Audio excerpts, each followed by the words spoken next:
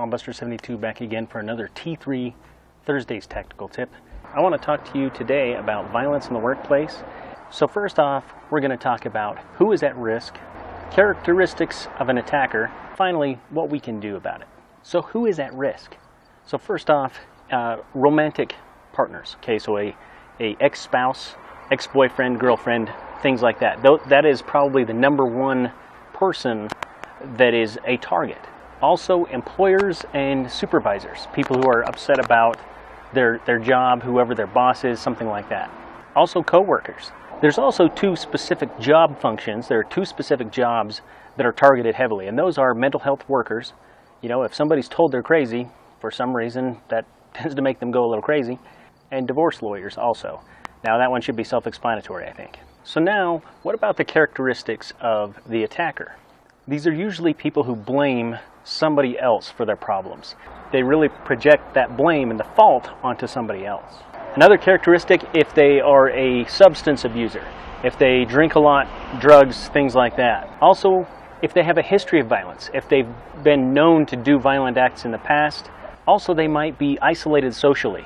Now, this is one parallel with the incident in California recently that I think we can see. He felt that he was isolated and that he was not getting anywhere with the ladies, I guess, and really he was a social outcast because of that, or at least he felt he was. Also, another trait could be a lack of trust in a relationship. This is where that jealous boyfriend, jealous husband, jealous girlfriend, yes, women can do this too, they have that lack of trust in their significant other, and this can lead to some problems as well. So what are some of the warning signs to let us know that something could happen? So obviously, if there are threats of violence, there could also be some displays of violence. There could be some pushing, shoving, even verbal violence, some verbal bullying or belittling and things like that. Also, if they're venting their paranoia, if they feel that they've been treated unfairly and they're verbalizing that a lot, this could be a warning sign. And finally, reduced performance at work. So before something happens, if we start seeing these warning signs and we start seeing these characteristics in people around us, we really need to be aware of it. Don't be afraid to talk to them about it. I'm not saying confront them and accuse them of things. I'm saying we really, I think that we're not as friendly as we used to be. We don't really know our fellow employees like we used to. People don't treat that as family. It's work and it's dog eat dog. If somebody is making threats, honestly, at this point, it needs to be reported. There's no room to make threats of violence against somebody in the workplace. There's no reason to do it. It really needs to be addressed immediately. Another thing you can do prior is have drills set up, have exercises, know what you're going to do and practice them. So what can we do during an attack? What happens when we finally reach that point and something is happening now? First off, we need to assess the situation, and this needs to be done really quickly, okay? This isn't something we're going to sit down and make a committee about. We need to assess the situation and figure out what's going on, and we need to do it right now. First off, is anybody in immediate danger? Also, where are the people? Where is the aggressor? Where is that person, and where are the victims? Are there weapons involved, and what are they? The way that you handle an attack by a knife is different than you would handle an attack from a firearm. Finally, we need to take some action, okay? We've assessed the situation, we figured out we need to take some action. And there's a couple of things, I think these go in order of precedence. First off, we need to try to escape. We need to try to get out of there and get other people out of there. That is our first and foremost thing that we need to do. Second, we could barricade ourselves. We could try to hide, barricade ourselves into a room somewhere and wait the situation out, wait for help to arrive.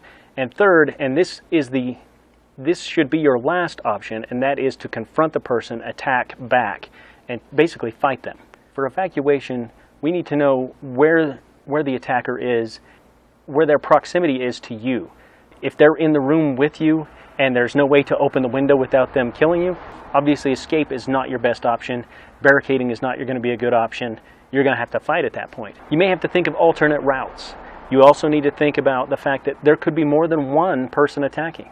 And you also, at all times, you need to be prepared to engage in violence. Just because you're trying to escape doesn't mean that you're going to be able to. So you need to be ready to fight and hope that you don't have to. If we're going to barricade ourselves in, we need to close, lock the doors, we need to shut off the lights, you need to silence your phones, and again, we need to be prepared for violence. Okay, we need to be prepared to fight. Once we've expended all our options, we can't escape, we can't barricade ourselves in, we need to confront the person. We need to fight back. If you're armed, that's one thing.